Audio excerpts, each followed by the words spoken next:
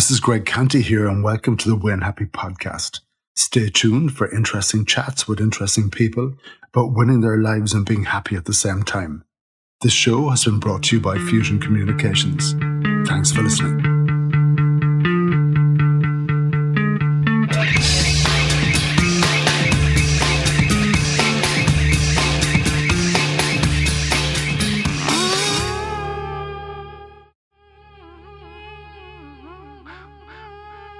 On today's podcast, I chat with Gearoid Morrissey, one of the legends of Cork City Football Club. On part 2 of a 2-part podcast, he chats about his career with Cork City Football Club, the huge highs and the lows, a short spell in the UK with Cambridge United, including a debut against Manchester United in the FA Cup at Old Trafford.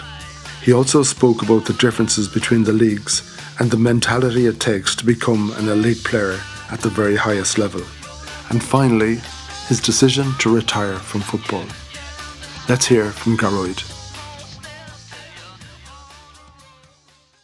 There was word of Cambridge, and I paid no heed to it. There's always rumours in football, and I went away then, and a couple of games later there was more rumours, and there was a couple of phone calls made, and Graham Barrett was my agent at the time. Remember him getting on to me saying, look, there's interest from Cambridge, and it could be a good move for you. He was like, they're a good club, and it'd be a good start back in England for you, and you could kick on or whatever. And I said, look, we'll have a look at it and whatever. Went over a few times, liked what I saw. It was all good, and then I signed for them. But I think Richard Money never really gave me a warm impression. He was the manager there at the time. It was just everyone else around the building that gave me the impression that it was the place to go, whereas he never really took to me, and I never really knew why. When I was there now, he made an effort with me and all that once I signed. But before that, I could see he wasn't really too fond of me. But then I seen George, the CEO at the time, was telling me then, he was like, he didn't actually want to sign you. It was me and the chief scout made the decision, because we told him we have a midfielder here in Ireland, we want to sign him. And he said, we don't need a midfielder, I have enough of them. And he did, he had enough of them, to be fair to him. And they'd got him promoted to the Football League, and they'd won they played in Wembley, and the FA Trophy, they won that for him. So he had players he trusted, and he brought in another one or two he trusted. So I see where he was coming from, but I don't think it stood me in good stead, And we played our last game with City here going into November, end of October. I got injured in the last game against Dundalk. We needed a point to win the league. They beat us. They won the league. I went over off the back of that, and I had a bad knee injury. And I remember George told me, he was like, you'll get at least 6 weeks pre-season in through January into February before you kick a ball. And I was like, brilliant. I was like, that's exactly what I need. Got over there and rocked up to training thinking I'll be with the physio or whatever. Richard Money, no, he was like, you're training with us. He's like, get in, train with us. I done 2 days, my knee packed up again. And my groin actually went as well in the same time, because I wasn't fit. I'd done nothing. I needed a pre-season, and it was agreed upon that I would do it. But he was obviously... He was pissed off in his own way how it came about, because I wasn't his player. He got overruled, basically. So that caused a bit of difficulty for me. But then as I got fit, going into February, he started to take a shine to me then. And he was like, right, I can actually work with you. He's seen that you can actually contribute to what I'm trying to do. So he took a shine to me, and I was just coming back from injury. I played no games. And then I went and... Cambridge were in the third round of the FA Cup. It was against Manchester United, and he just said to me, "You're playing," and he goes, "Are you able to play?" And I goes, "Look, I will play. There's no issue. I'll give everything till I drop here. No, you can't say no to this." But going back on what I said about the Limerick game in Turner's Cross, I was saying, if I go on this pitch, I know I need to be accountable. So I was like, I can't just say yeah and drive on and then fall apart. So I said, look, I haven't played 90 minutes since I was in Cork. I was like, but if you want to start me, I'll give everything. And he was like, right. And he just walked away, and that's all he said. And then he called out the team. I was on the bench, and I was actually relieved, because there was no way after not kicking a ball. You need about 5-6 high intensity games to be match fit. I was miles off that. I was just about getting up to speed in training. And then his game kicked off. I was on the bench, and then I'd say about the 50th minute, he just gave me the nod to get warm. Ran up and down a few times. Luke Chadwick came off when I came on, and that was Old Trafford, and that was my debut. So look, I'm grateful to Richard Mundy for that. Even though we got off to a bad start, but I'm very grateful to him for that. That I got the chance to play at Old Trafford against Man United, and the whole lot that goes with it.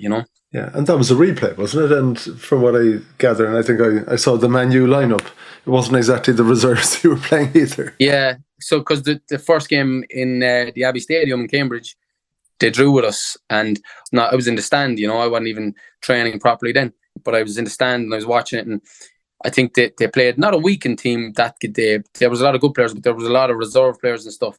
Whereas going to Old Trafford, they were saying like, this is a bit of a risk now, so let's play a few.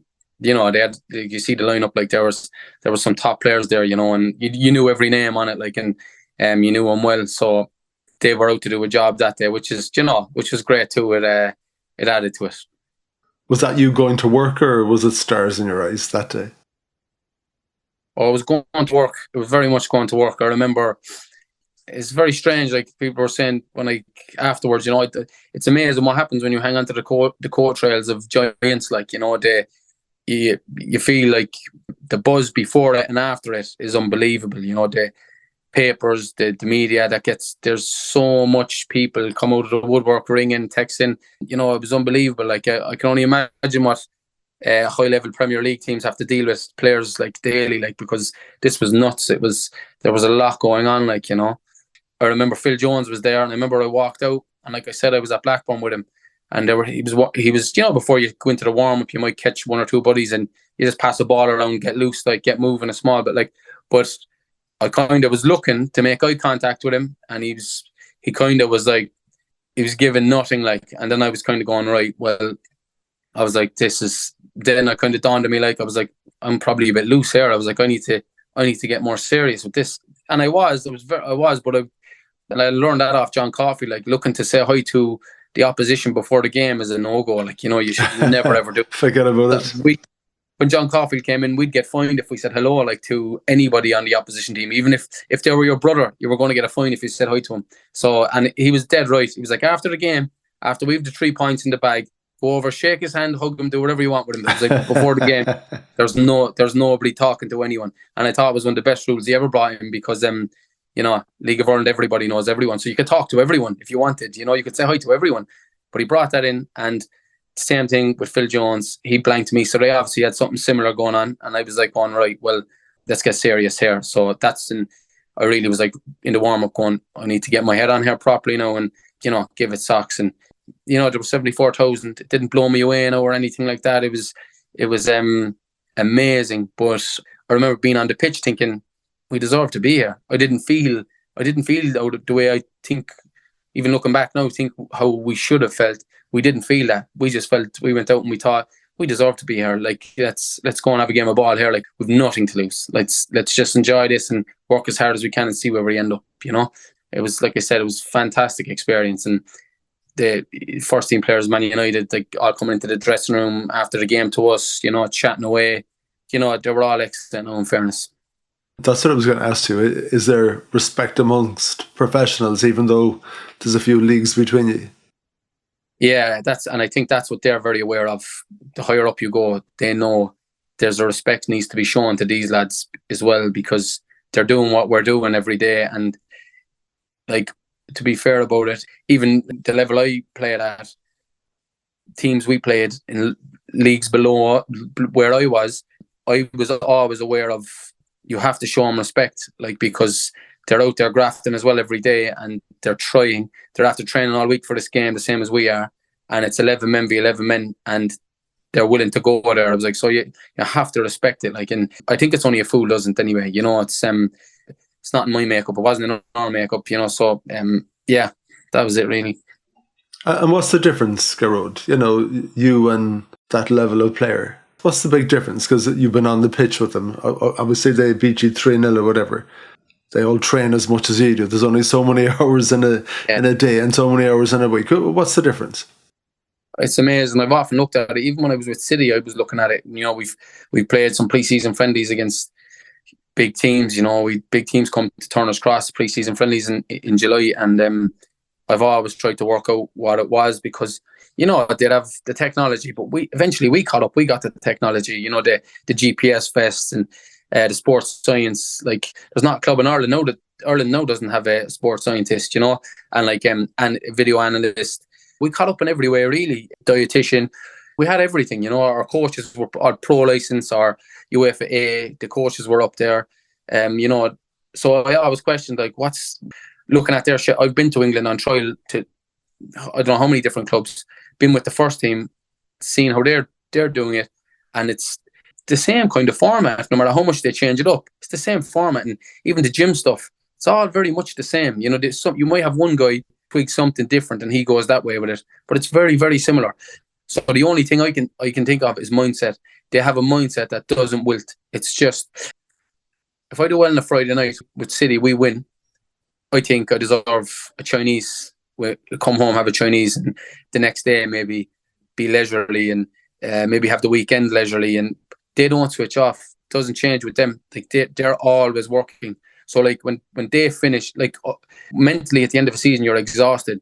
But at the end of a career, I'd imagine, like with me, I was mentally drained from it, and we weren't doing well at the time. But at that elite level, the mental energy they need to keep doing what they do every day, it's frightening. Like, I think that's the biggest thing. Even, like I said, now when I was on trial training with first teams, to even keep up with championship or premiership training sessions, even to keep up with the pace of concentration that you need to keep that going for a whole training session.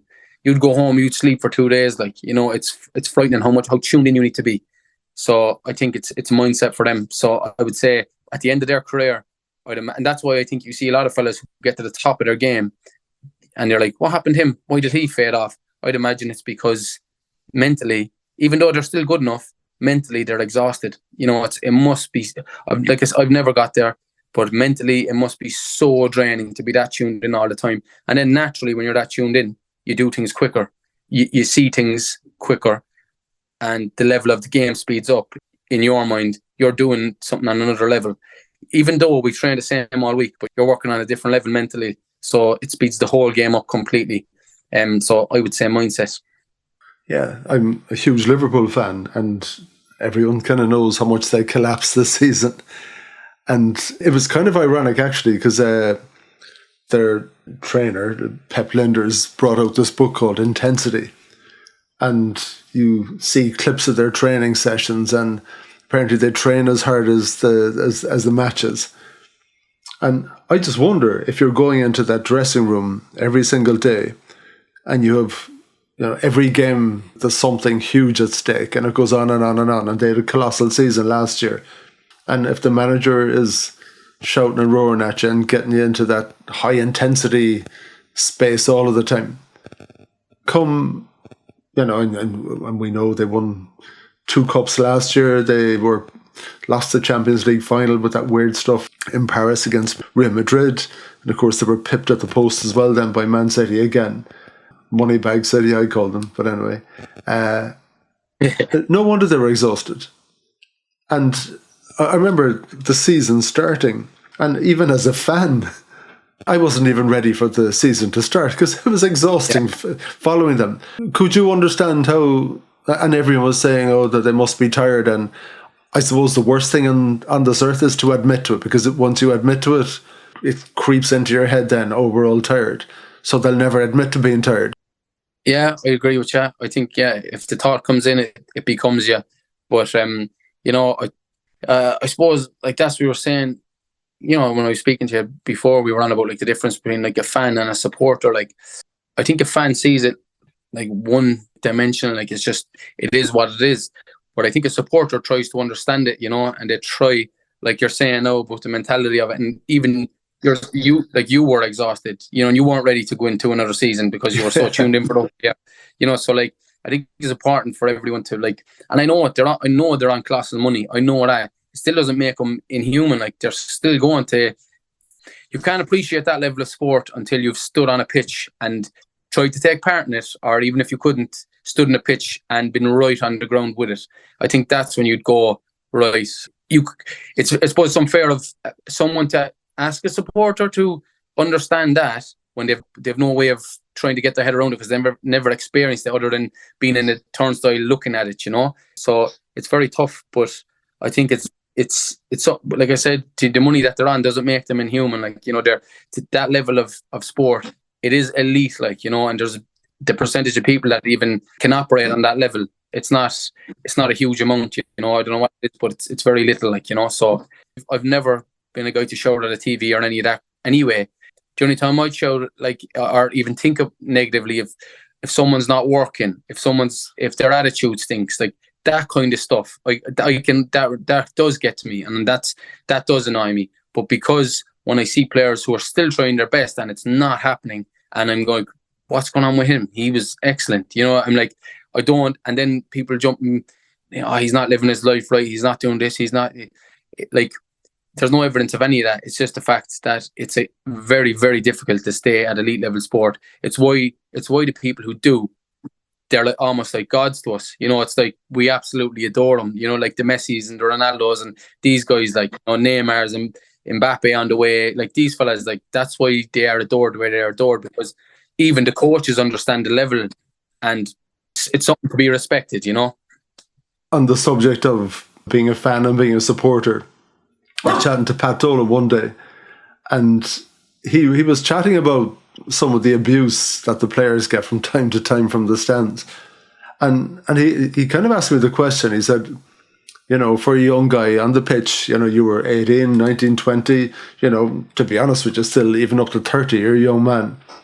He said, do you think it affects a player when every time you put a stray pass and you're hearing moans and groans from the crowd and you're getting that abuse? Do you think for a second that bothers someone and gets into your head? It must be an awful feeling, is it? To be fair with me, I had a great time of it, like, but I really did. The fans, the supporters, they were fantastic with me the whole way. Maybe the last season we got relegated with City. I was the most experienced player, so the buck did have to stop with me a bit, so I understood that. So I don't even think, a lot of the lads, it was their first time playing men's football, so I can take that, and I can understand it, and I can get my head around why I would get a bit of slack then. But throughout my whole career, they were like, even when at Cambridge at the time, they were so supportive of me. Even when I wasn't playing, they were on, give him a chance, he should be playing. He showed glimpses of this, that. Unbelievable, like, so I loved it. But then I've played with fellas who I've seen it, and like I would have probably been the same. Like I said, if they had not been as fantastic as they were with me, I probably would have let it creep in. And I've seen the demeanour goes down. They're not chirpy. They come in the morning, and football very much feels like work when it is work. But like, it's a great job. Like, you're going out with your teammates who become your friends. You're going out for a game of ball, and I know it's tough to take part in a training session. It really is. But once you're at the level that you've proven you should be there, the crack is unbelievable. But I've seen the demeanour go down in fellas, and I've seen players at City even who actually left City, went away up the country. They're playing with clubs now, and they're some of the best players in the league now for other clubs. Just to break away from the scrutiny they were under, the demands that were put on them, and like fairly or like rightly or wrongly, the demands were put on them. And so even when they've done something good, it wasn't good enough. Whereas you could have another player, like I was lucky enough, sometimes I might do something great, the fans reacted to me positively, and they were like, yeah, he gave everything, he tried, whatever. With some players I've seen him not get that bit of slack, they didn't get away with it. Certain players do. I was lucky I did. And they've left, and since they're in teams of the year, they're up for Player of the Month awards, SWI Player of the Month awards. So to answer your question, does it affect? It definitely has an effect, especially if it's consistent. I think you're a professional, you have to be able to take slack. And when you're doing badly, you have to be able to take slack. But I mean, even when things are kind of going okay and people are on it, not singling them out, but they put demands on them. They probably put demands on them that are maybe unfair.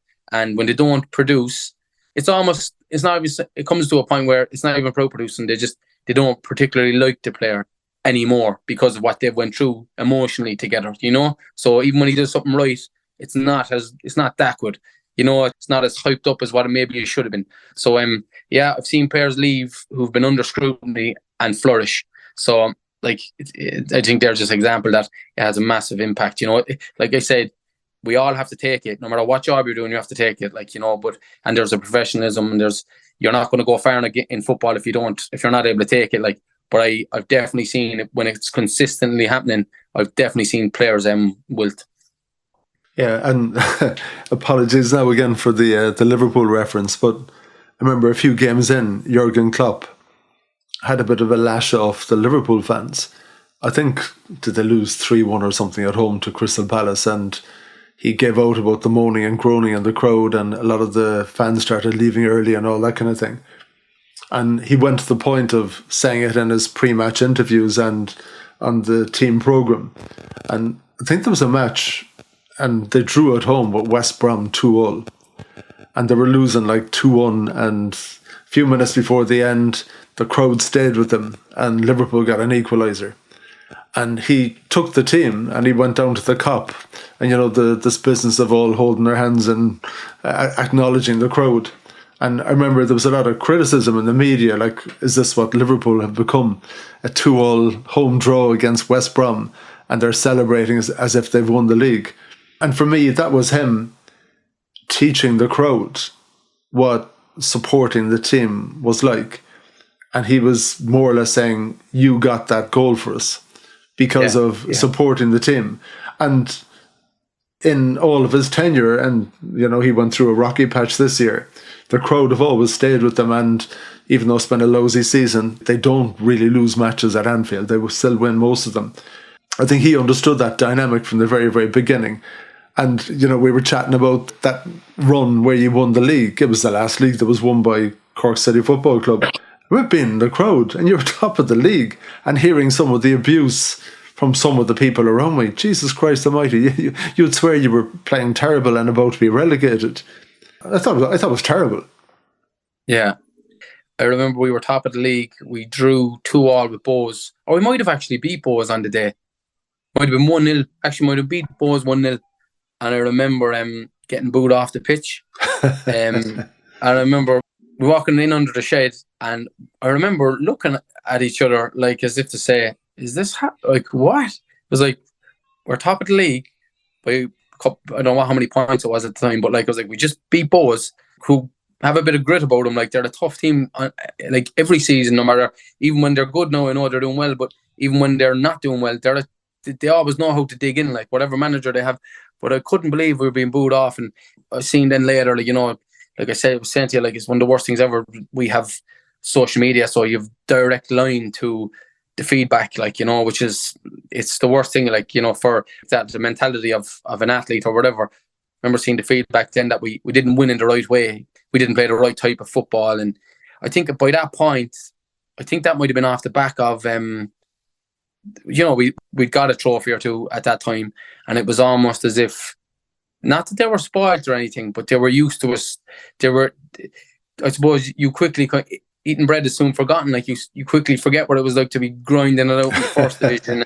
You forget about that quick enough when you're doing well. Like, and I think that might have happened. I think they might have just been, it might have been a case of like, and like I said, no, that's the fan and the supporter. I think there could be 7,000 at our game. We could have 6,500 supporters, and there might be 500 fans sprinkled around. That's what I call them, So we were very lucky at Cork City. We, like I said, the whole time I was there from start to finish, bar the last year, which, like, I was the most mature player, so the buck did stop with me on the pitch.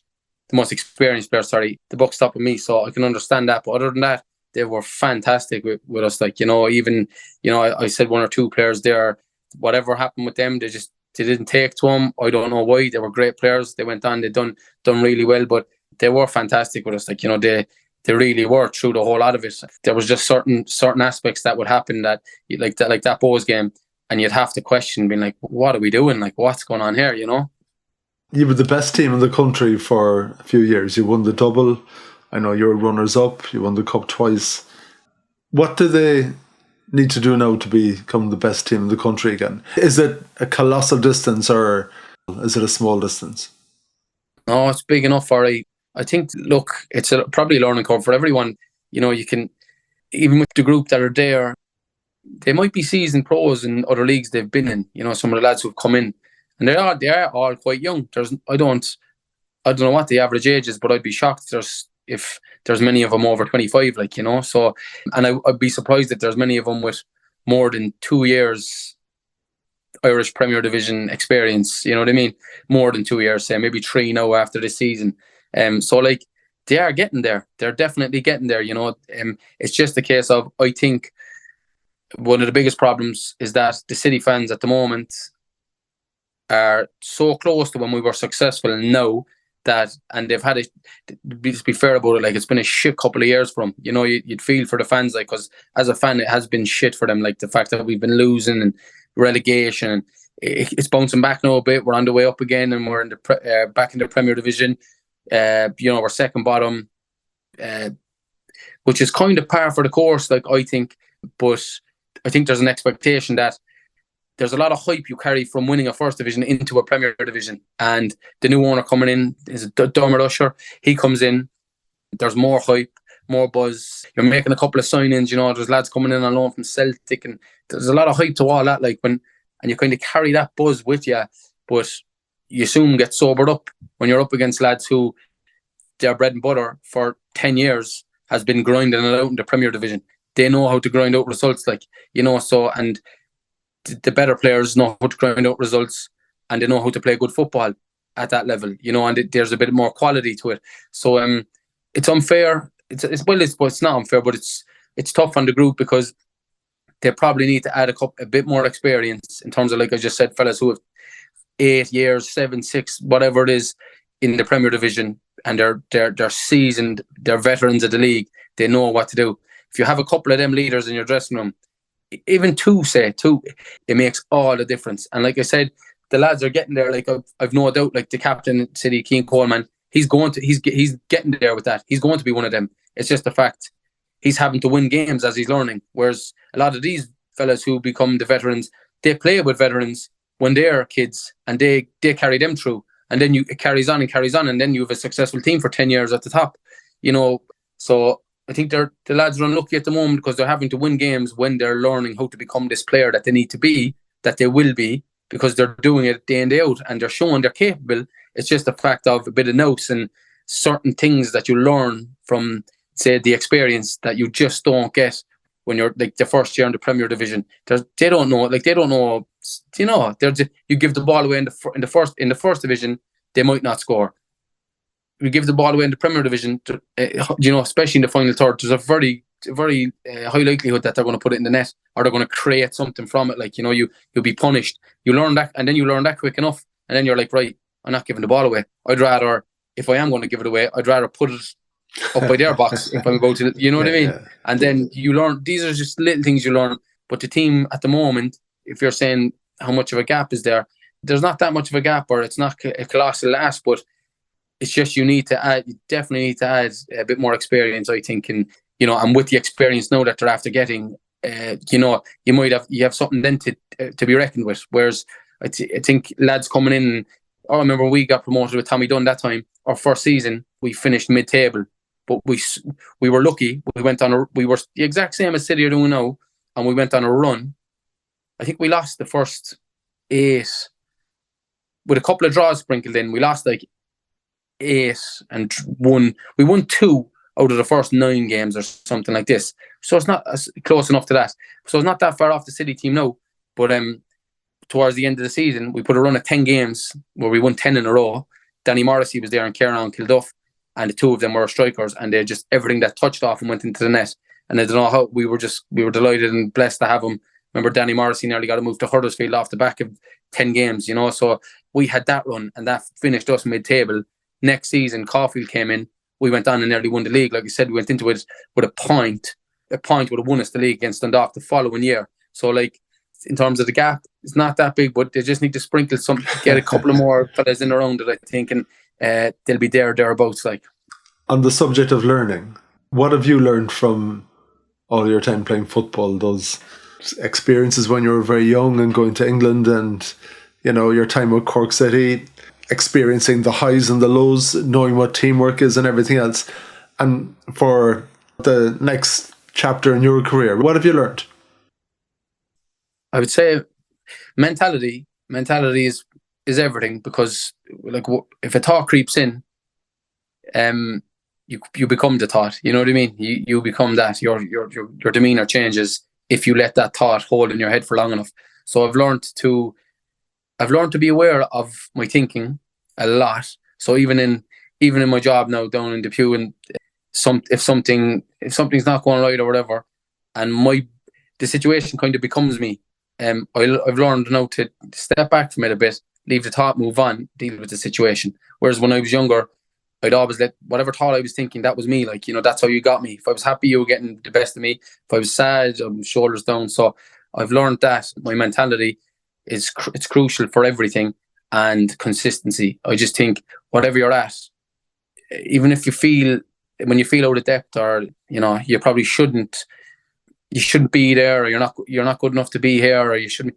It's consistent. By turning up every day, you're earning the right to be there, and as long as you're getting out of bed, and you're consistently doing what you need to do, you're earning the right, and slowly but surely it all comes right for you and it clicks in. So, like I've played with players who were absolutely bang average, but they've turned up every day, and they had a 15-year career. So they actually didn't have to get a real job, if you will, on 15 years into their life. They didn't have to actually start proper working, So like, all from just consistency and turning up every day and trying to do the right things. And then if you marry the two, the consistency and the mindset, I think you're onto a winner. Like. And your own decision to pack up. It wasn't so long ago, Gearoid. No, it wasn't. But like I said, I was actually drained from it, and I had an opportunity to go to America, and I had an opportunity to go another one or two places, and I had another opportunity to go up to Dublin and play up there. And, my wife was really enjoying her life here at the time. Still is, like, and just on about that time. And, she was really enjoying her work. She was in a really good place with it. And she was after traveling everywhere with me, in terms when we went to England twice, back here, and then everything I missed and my ups and downs through the whole thing, like we were on about there. And she was with me through all of it. And then I was like, right, so I have an opportunity here to go and actually get into a different line, a different career path, or else be a bit selfish and say, come on, we drive on and we get another year or 2, 3 out of it, So I was like, and then I was thinking I'm a bit behind then in work experience, and I'm doing this 3 years, 4 years down the line. So I was like, you know what? I was like, I've had my fun. I've won stuff. I'm happy with what I've done. And I was like, I've met and made great friends along the way. I was like, I'm still young. I'm still able to do whatever I want to do. I'm still able to jump into another career and give it all my energy. I was like, I'm not finishing up, and I'm hobbling, and I'm hoping someone gives me a cushy number, or, I'm all right. I'm able to keep going. I'm able to, if I need to get re-educated, I've that appetite in me. So I think it was all of them factors, and the fact that life at the time, we were happy, and it was going really well. And then the football side of it, I was drained from it. Mentally, I was on about.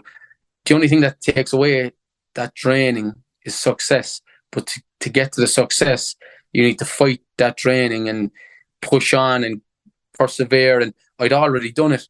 And like I said, I didn't like City, how far they are away from actually getting there. And I didn't want to do that. Like, when I could have went to Dublin again before I finished up, I didn't want to go up there. And it would have been great to win stuff with a team. But I was after doing so well with Cork, and I like walking around Cork, and I like fans always, like, every day I get a text off a City supporter who's like, they're like friends now, and they text and be like, whatever you're doing, they're still supporting me, and I like that. And there's something to be said for it. And I didn't want to jeopardize that either and be like, right, my legacy with City now was good. I'm happy with what I've done. I've a level of respect because of what we've done with winning things, and how I got on with the fans throughout the years. We've got there. I was like, I'm not going to throw that away to go up to Dublin. And like I said about my wife being happy in her job, I wasn't about to try drag her to America, or where I could have an away game and not see her for 2 weeks. And then I'm dragging her out of a happy environment to drag that out for another 3 years maybe. I was like, look, I'll jump out now while I still have the buzz about me and the energy to go do something else, So could Cork City, do with Gearoid's wisdom and some of these young lads trying to settle in and maybe shorten that learning curve a bit? If someone knocked on your door and said, listen, can you do something for us in some way, would you go for it? 100%. I've always, as I got older in my career, I loved helping the younger lads coming through. And like, I played all my life with lads who are thereabouts around my age group, But then the new lads came in, the finances weren't really there. So all the younger lads were playing. I loved passing on stuff to me because, I had players helping me out, Alan Bennett and these guys, who really help you out and put arm around your shoulder and give you, a bit of wisdom and tell you how you're doing things and certain things to help you. And then I started doing it. I kind of naturally fell into it because, even if it wasn't football, I do genuinely like helping people in my own way, whatever way I can. And I was getting something out of that when I was helping the young lads. I really was. And the captaincy, I was captain then, and they were coming to me looking for a bit of advice then after a while, and I was like, this is definitely a positive, so I was happy with it. So yeah, it's something that I would definitely look at, and I don't know when or whenever, but it's definitely something on the cards, alright, I'd imagine. Because I'd say rocking up to a proper full-time job like the rest of us must have been a weird experience for you, was it? Yeah, totally weird. I'm still in work. So I'm still in work, sitting there some days, and I'd be joking with the lads. I'd be like, I'd be finished. I'd be gone home and all. We'd be 1:30 in the day, and I'd be like, normally I'd be gone home. I'm in bed now watching Netflix at this time. And I only came in at 10 o'clock. So I do have a bit of banter. So, but it was the learning curve, and I remember even Colin Healy, manager now, when I was on the way out that time when he was there, and John Caulfield and John Cotter were there, and Caulfield would always bounce something off John Cotter, be like, God, they don't know how lucky they have it, how good they have it. He goes, if this was a real job, he was like, what time would they be finished? Because we were giving out, because we were getting home for 2:30. So there was a bit of giving out from our side, and we only got in at 9:30. So we were giving out, we were home for 2:30. We thought we should be home for 1:30. And then he'd bounce that off Cots, and he'd be like, they don't know how good they have it. And it didn't sink in till I got the job. I was like, they were so right. I was like, my day is 12 hours now. I was like going, oh my God. I was like, and like I said, I'm used to it now. I'm well able now. But at the start, sure, I was used to fucking, how short my days were compared to what I'm doing now. And I remember just thinking back now, I laugh about it now, but how good we had it. And we'd leave the training ground thinking, oh, we should have been home an hour ago. So it was definitely, took me a while to get there, but it was weird, but I'm glad now. I think we have to get you back to it, Gearoid. We'll have to start plotting. I think so, yeah. We'll have to get something going. So tell me, what's happiness to you? You know what? For me, it's having a peaceful mind coming in, and everything being all right with me and my wife. Two of us happy out. The dinner's on, we eat the grub, we sit down, we watch Netflix, we give each other a kiss, we wait to sleep, we get up, and we go away about our day happy with nothing on your mind. You're just living in the moment in terms of how you're getting on with your day to day. I think that's happiness for me, and holidays and all the rest of it, they come with it. But, if you go away on a holiday and you have something on your mind, you're not enjoying the holiday. So a peaceful mind, I think, is, and the routine, the routine that we all get bored with, that routine, I think, is golden. I'm going to give an analogy to you, which I use with everyone, but in your case, it's very, very specific. So when you talk about winning happy, something I say to people is that you might love playing football, but it'd be fairly pointless if there were no goalposts. There's always that buzz of hitting the back of the net. And I know in your case, you, according to Wikipedia anyway, I think you got you had a ratio of 1 in 10. It was 30 goals from 300 games, give or take. But that sense of elation and that need to win. So my kind of question for you is going forward, and I get a small sense that you're in a breather now because it was fairly hectic for a while. What does winning look like for you now going forward? And I know you're enjoying the contentment and you call that happiness. What does winning look like? Yeah, there's always a yearning for more, I think, especially when you've experienced that, having goalposts. When you've experienced that and you've felt the elation and I suppose having your plate full, but having your plate full in a really targeted, focused way, and you're hitting all them little markers you've set for yourself and you're moving forward. There's a yearning for that, definitely. Like I said, like you said it there now, and it resonated with me. I'm definitely in a bit of breathing space at the moment and taking a breather. But long term, you only need a breather because you want to get back in. So I definitely have aspirations and I don't like to sit still for too long, like, you know, so I definitely am going to try kick on, and I'm always going to be taking more on. So the more responsibility that I can take on and move forward, I think that's what happiness is for me now going forward. The more I can fill my plate, and take on as much responsibility as possible, but maintaining the balance, you know, whereas like with sport, you're overcome completely. Like there's no balance to it. It's either you are or you aren't. Whereas I think when you're not playing, there's a level of balance you and from having a career in it, there's a level of balance you can learn to have. You can understand it.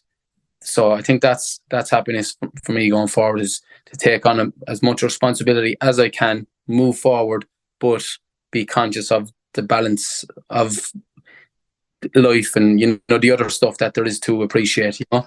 And tell me, Gearoid, your 16-year-old boy, or girl for that matter at this stage, and, you know, those letters are coming in from England for trials and everything, and one of the clubs has accepted them. What are you saying to your kid?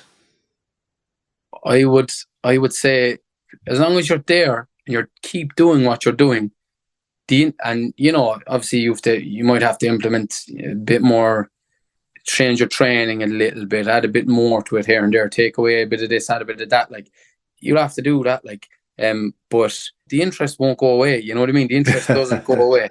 So just stay the course and hold tough. Like, look, Alan Brown there now is at Preston, captain of Preston North End.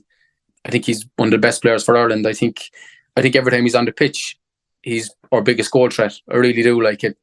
You know, strikers, you're kind of expecting them to be a threat, but he's always a threat, like, and nobody sees it coming, like, you know. So, but he stayed till he was 18. There was probably a bit of interest when he was 16. He went to Cork City from Ringmahon Rangers. He stayed. He's from Mahon. He lives literally around the corner from where I grew up. So, he would have been a bit younger than me on the road when we were playing ball, you know. So, but he stayed. He stayed in Ireland, joined Cork City, which was the best thing he could do. In terms of, right, he was at Ringman, he was totally excelling, probably a bit of interest from England, but obviously his mother or whoever was speaking to him, I imagine his mum, and the coaches around him at the time in Ringman, they would have said, look, someone must have had a bit of nous and said, it's not, the interest won't dwindle away, like, you're doing well, you're one of the best players in the country, that's not going to go away in 2 seasons. And it's not even 2 years, it's 2 seasons, you know what I mean? So, like, you have 2 seasons here and the interest won't go. Get the leaving cert done, and then attack it again. I imagine that's what might have happened with him, and it went over and it's been a complete success. You know, so I would say to the 16-year-old boy or girl to don't get too carried away with it. If you want to stay, you want to get your leaving cert done, keep applying yourself to where you are, maybe a bit more, whatever, to keep up with the lads in England and stuff like that, you know. But the interest won't go. Just believe that it won't. Unless you completely down tools and stop for 2 years, there's still going to be someone looking. Because in a way, being happy is crucial for winning, isn't it? It's just, for real winning, it's just not possible otherwise. I've one last question for you, and it's a biggie. What was your best day ever? My best day ever? Jeez, I have a few of them. I really do. I've been absolutely blessed, Greg, with in terms of family, my wife, her family, my friends, football, you know. So, you know, to be fair to me, I don't even think I could pick one, because I've had fantastic times, you know, like, you know, you have your wedding, which is unbelievable. You're having a great day. And then you have the cup finals, the winning the leagues, to going away with the lads in the European competitions. I can't differentiate all them. All them, they're in the same category to me. Do you know what I mean? They're all up there. And it's like, you can't, you know, when you're feeling that happy and everyone you love is part of all of those memories anyway. You know, it's not like there's one with the other. All the people you love are there for all of that, for all of them memories when you're having the most successful time and the happiest time of your life, you're sharing it. So I got to share a lot with a lot of people at that time, and the whole lot of it, it's in the same bracket to me, you know, so I couldn't pull one out of it and go, that's the day. But yeah, that's what I'd say to it. Okay, good man yourself. Gearoid, thank you so much for coming on the Win Happy podcast. I hear you giving yourself a bit of a hard time about those early days, as if, you know, it was something of an opportunity lost or whatever. But I think an important part of winning happy is making decisions along the way to change that and to correct that path. And, you know, you were over in England for a very good reason. You decided, I think, in your own head, you weren't happy. It was very, very simple. You stuck with the plan. You stuck with something that you really loved, and you had great fun and great experiences and friendships, and you had a life at the same time with your girlfriend who became your wife, and your family are close by. So I think maybe don't give yourself a hard time, give yourself a huge pat on the back, because I think you've kind of rocked it out. You've cracked the code of what it means to play football and be happy at the same time. So fair play, and well done again for gracing our Turners Cross pitch, bringing loads of happiness to so many of the fans who've plodded in there through good times and bad. And again, from my part, that special memory with me and my dad at the end of it all. So thank you. That's great, Greg. Thanks very much for the nice words. I really appreciate it. And do you know what? I knew I was going to be delighted I came on anyway, but I'm more delighted now that I came on, because, you know, when you're at the end of something, you really appreciate what you've done. So I've had a great chat with you, and I'm grateful you asked me to come on. Ah, thank you. And you're just beginning. You're not at the end of anything. Cheers. I hope not. Yeah, thanks a million, man. Take it easy. Cheers, Greg. Thanks very much. Thank you.